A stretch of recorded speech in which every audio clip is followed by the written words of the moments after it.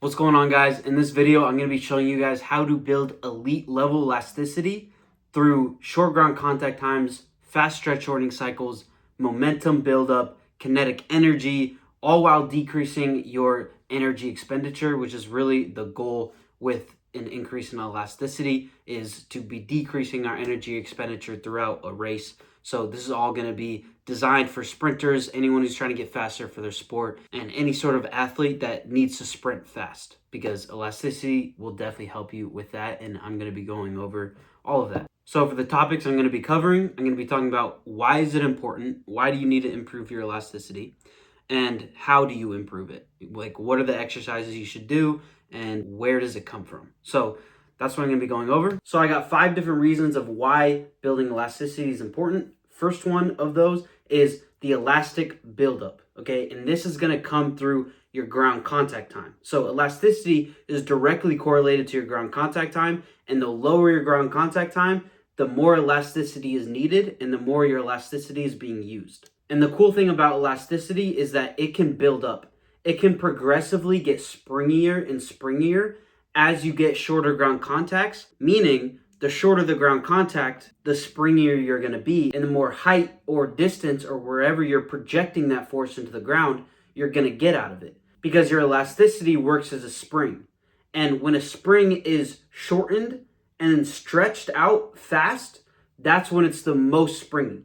But when you hold it down for a while, if you were to hold down a spring for a while and then let it go, it wouldn't go up as high. But if you were to shorten it and then let it go immediately, that's when it would get the most height. And that's what I mean by stretch shortening cycle, because the stretch shortening cycle is the time between the ground contact and when you come off of the ground. So now I'm going to play this quick video from, I think actually just my last YouTube video. I was reacting to a sprinter's sprint training, and he had a really good elastic buildup exercise in there, and I talked about it a little bit. So I'm going to play that really short clip so you guys can see how elasticity can build up as your ground contact time gets shorter. So I'm going to play that clip right now and just, watch it. It's not that long. So each one of these is higher and higher and higher. That means that he's working on his kinetic energy and his elastic buildup. So to explain this, he wouldn't be able to jump from a standing vertical jump over that last hurdle. He just wouldn't be able to. The reason why he's able to jump over this is because he was able to build up momentum, elastic energy, kinetic energy, and he was able to build that up through these hurdles. So they're getting higher and higher, but it's not necessarily getting harder and harder. So that's what he's training here, which I really, really like this. And obviously he wouldn't be able to do that if they were super spread apart. So I actually really, really like these.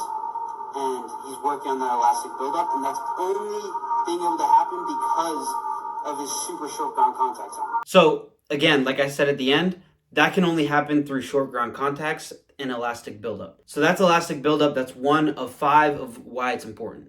Going on to number 2, momentum and kinetic energy. So you guys obviously know the importance of momentum. Like when you build up momentum, then things become easier without expending more energy because you have momentum going into something. So that's what your elasticity is helping you with, is building up momentum throughout the race, like I just explained how it can build up. And momentum creates kinetic energy, because kinetic energy is all about an acceleration portion. So you lose your kinetic energy as soon as you hit your top speed and you start to decelerate. Because as you should know, you hit your top speed, only thing you can do from there is maintain for a tiny bit of time and then decelerate. The rest of the race is just how slow can you decelerate. That's why the energy expenditure is so important. It's just an important factor that your elasticity is helping with. Okay, moving on to number 3, energy expenditure. So you've heard me talk about this, but this is the most important one out of all of them. This is why elasticity is so important, is because of the energy expenditure. So the reason why elasticity improves energy expenditure by lowering energy expenditure is because there's different phases of the race, and throughout those phases, you're using your elasticity in different ways and in different amounts. So for me to fully explain this, I'm going to go into number 4, and that is the race buildup and the decelerating slower portion. So in the start of a race, when you first come out of the blocks, this is the time where you're expending the most amount of energy throughout the entire race. A lot of people will try to tell you that your top speed, you're expending the most energy because you're moving the fastest, but that's actually not true. The time that you're expending the most amount of energy is when you're using the least amount of elasticity and you're applying the most force into the ground and doing all of that with no momentum. So when you come out of the blocks, you have zero momentum, none. You have to accelerate, which requires a ton of energy and is what makes it so energy draining, and is why when we do hit our top speed, it's hard for us to maintain, because we expended so much energy in the start. So as you're driving into the ground, as you're pushing super hard, your first step, your first 3 steps, your first 8 steps, these are going to be very muscular dominant push steps. Okay, your quads are being worked heavily here. And this is not an elastic phase because we don't have a ton of momentum yet. And as we progress throughout the race, we build it more and more and more. But in the start, we don't have a lot of momentum. And we're having to create that momentum from nothing using muscles, not using tendons. There's a difference between muscles and tendons. Tendons are elastic. Those are the things that work like a spring, where short ground contacts and then you get faster. But muscles require a ton of energy to use, a ton of energy. So now that you understand the start of the race, let's get into top speed. So you accelerate. As you accelerate, your momentum is building up, which means, like I said, kinetic energy is building up. Your elasticity is starting to come into play. You get into your top speed, and this is where the energy expenditure matters the most, which is why the elasticity also is in the most use right here in the top speed of the race. So at this point, when you're at your top speed, you're not focused on building up momentum and using your quads and using your muscles to drive a lot of force into the ground, but instead you're focused on popping off the ground as fast as you can, because the shorter the ground contact, the more elasticity is being used. And the more elasticity is being used, the less energy you're using. That's super important. Not enough people talk about that. So the mental cues, what you want to be thinking about when you're at your top speed is, 1, pop off the ground. We're not driving anymore super hard and aggressive, forceful actions into the ground. It's fast, loose, super loose, upper body loose, face loose, and popping off the ground as fast as you can and having a better turnover rate, which I'll get into later. But you got to move those legs fast and you got to come off the ground extremely fast. So at this point, we're at our top speed. Only way to go from here is to maintain for a little bit and then decelerate. So when we're decelerating, we don't have any more kinetic energy, but we're still using our elasticity because we're still at super fast stretch shortening cycles, because we're popping off the ground fast. We have a ton of momentum. Just because there's not kinetic buildup through acceleration, there's still momentum that's still happening. So we still just need to have the same mindset and principles as if we are at our top speed. So nothing really changes mentally and what we should be doing. It's still popping off the ground, keeping as low ground contact time as we can to keep our elasticity up and to decrease energy expenditure, because that's all that matters once you hit your top speed. Energy expenditure. How much energy am I expending by applying this force into the ground? And that's what elasticity is helping you with at this point. Now, I'm not saying don't apply a lot of force. I'm not trying to say that. I'm just saying mentally, the thing that you're thinking about is not the force. It's the popping off the ground and having a fast turnover rate. Because the faster your turnover rate is, the faster you're required to come off of the ground, and vice versa. The faster you come off the ground, the faster your turnover rate is going to have to be. So that's true top speed sprinting and decelerating slower, and that's going to help you a ton. Okay, that was number 4. Number 5, the last one of why is it important, is it can help turn your strength into usable power output. So if you are a very strong person, a lot of people would probably try to tell you, all right, in order to get faster, you have to turn that strength into power. But what is power? Power is moving the weight faster. Yes, that can help. But what makes it usable power output that we can apply into the ground is through your elasticity. Your elasticity is really what's going to help you increase your speed, especially if you're already strong. If you're a fast athlete and you're not strong, you're like, I'm not a strong athlete, this doesn't apply to me, then that probably means you're an elastic athlete, which is good. As you can see here, I literally have elastic athlete over strong athlete. You want to be an elastic athlete. That's the goal. That's a really good thing. You want to be an elastic athlete, but you know what's even better than being an elastic athlete?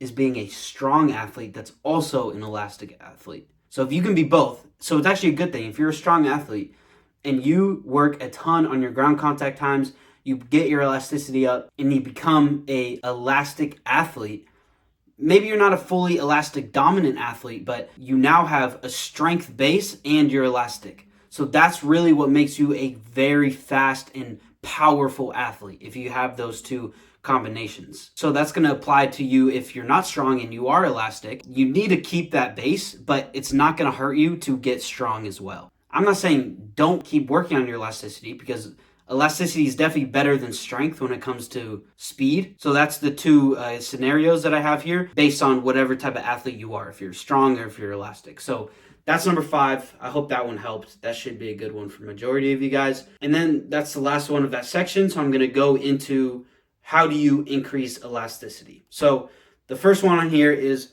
where does elasticity come from? So the elasticity happens, which, I've probably talked about this a little bit already, but it comes from the ground contact time, which is the stretch shortening cycle. So when you have ground impact, when you're absorbing force and then you're applying force from that absorption, then your tendons act like a spring. And again, the faster you pull down a spring and then release it, the faster it is. So that's the stretch shortening. So you stretch it and you shorten it. So as soon as it touches the ground, it stretches. And as soon as you come off the ground, it shortens. So we want the stretching and the shortening of it to be as fast as possible. That's the ground contact. And then the ankle stiffness is where this happens. This is everything happens through the ankle, and you want your ankle to be as stiff as possible. I'm going to get into ankle stiffness and how you improve it, but that's really what it all is. It's ankle stiffness with stretch shortening cycles / ground contact times. And the good thing about these is when you train one, you're training the other. So if you train ankle stiffness, most of the time you're training your ground contact time. And when you're training your ground contact time, most of the time you're training ankle stiffness. So now I'm going to get into what actually goes into increasing ankle stiffness, because that's going to increase ankle stiffness and ground contact time. But so the ankle stiffness is all about this right here, what you're looking at. But majority of it does come from the Achilles tendon. Again, like I said, it's a tendon. Tendon muscles, very different. The tendon works as a spring. The muscles are a little bit stronger but slower. But the main thing you want to be focusing on here is the Achilles. And then the soleus is the best muscle that you can be strengthening. The gastroc is a little bit overhyped in my opinion. A lot of people love to talk about, you got to do spam calf raises if you want to get faster. It's, in my opinion, kind of irrelevant. It depends on the type of training, depends on the athlete. But, it can help, but it doesn't live up to the hype of at least what I've been seeing on social media. But the soleus is amazing, and the Achilles is the best. And that's how you increase the stiffness, because everything is about the absorption to production. There's no such thing as just production, force production. Everyone talks about force production. But there's no such thing of force production without the force absorption. So you have to be able to absorb the force first, which is the stretching of the Achilles. And the stiffer your ankle can stay in this position, the shorter your ground contact is going to be, and the faster the shortening cycle of the tendon is going to be as well. So that's why the ankle stiffness matters so much. And you can't really have elasticity without ankle stiffness. Ankle stiffness is elasticity. So again, you're training them simultaneously. But the main point I wanted here was just Achilles tendon, main one, soleus, second best, gastroc, third best. Now I'm going to explain in the next one, what are the actual exercises you should be doing to increase ankle stiffness, increase the strength in the Achilles tendon, the soleus, gastroc, and just overall increase your elasticity. And that is through plyos, isometrics, and overcoming isometrics. Now, for the plyos, you're going to want to be going through all stretch shortening cycle phases. A lot of people try to tell you want the shortest stretch shortening cycle when you're training, which is true. That's the goal. We want to get there. But it's important to also do the other stretch shortening cycles as other plyometrics and to lead up into the fast stretch shortening cycle. I'm not saying within one workout. I'm not saying you need to build up into that within each workout. I'm saying over time, you should be doing all of them. And for example, a slow stretch shortening cycle plyometric would be one with no momentum. Remember I talked about momentum. So 0 momentum, 0 eccentric, because the eccentric force is really what a lot of people consider to be a plyometric. So if you eliminate the eccentric and you only do the concentric of a plyometric, then that's the slowest stretch shortening cycle plyometric you can do. A lot of people wouldn't even consider it plyometric. I still do. I think it's still plyometric, but that's how you would do the slowest stretch shortening cycle. And then you could add the eccentric, and then from there you can add the momentum, and then the more momentum and the shorter the ground contact, the faster the stretch shortening cycle. So you got to go through all those phases of plyometrics. And you should do a lot of isometrics. So isometrics are when you're just holding one position. And the best way to do this for your Achilles and to increase the ankle stiffness is to do these with an elevated heel so that you're on the ball of your foot and you're simulating the foot angle that you would be at either in your acceleration phase or top speed, doesn't really matter. Just make sure that your heel is elevated. It's probably even better to do this barefoot. It doesn't actually matter, but I'd recommend to do it barefoot. Just strengthens the muscles in the feet as well and the toes. All that stuff matters. Again, everything starts at the base, and the base is your foot. That's where the ground impact is being absorbed and has to be applied through too. So if you think that the toes don't matter in sprinting, you'd be wrong. Everything matters in the foot and the ankle. So you got to do isometrics, and you should do overcoming isometrics. This is where you're pushing into an immovable object as hard as you possibly can. And this is going to help overload that isometric and help you with that maximal effort and maximal intensity, muscle recruitment, and time under tension of the tendons. So that's how you increase elasticity and ankle stiffness. If you want actual exercises, maybe I've been popping them up on the screen here a little bit, but I don't know. You guys can also DM me on Instagram if you really don't know what any of this means, because I feel like the majority of you probably know after me explaining that what those type of exercises would look like. But the last point I'm going to make here is the shorter the ground contact time, the faster you're going to be at your top speed. That's a fact. Okay, but you can only handle those short ground contacts if your leg speed will allow it. Do you understand that? Do you get what I'm saying? The faster your ground contact, the faster your legs have to keep up. And the faster your legs go, the shorter the ground contact has to be. So it's vice versa, like I said earlier. So literally all of this that you just learned means absolutely nothing if you don't have a fast leg speed to be able to handle it. So you might actually have decent ground contact time and good elasticity at the top speed. But if you're like, I'm an elastic athlete, but my top speed sucks. Well, that might be because your leg speed isn't fast enough to be able to handle these short ground contacts because it can't keep up. So what I did is, like 2 videos ago, I made an entire guide to increasing your leg speed, a full leg speed guide on just increasing the speed of your legs, which I feel like in the speed industry, nobody talks about enough. Everyone talks about force production. I rarely hear anything about turnover rate and the importance of leg speed. So I made a full guide on how to increase your leg speed so that all that information you just learned, because you stayed to the end of this video, I appreciate it, will actually mean something, and you can continue to improve your elasticity while increasing your leg speed, which is the true formula for top speed sprinting. So if you want to get faster at top speed, this is going to be the video for you. Thank you guys for staying to the end. I really do appreciate it. Drop a comment if you have any questions. I respond to all comments. Drop a like if this was helpful, and I'll see y'all in the next one.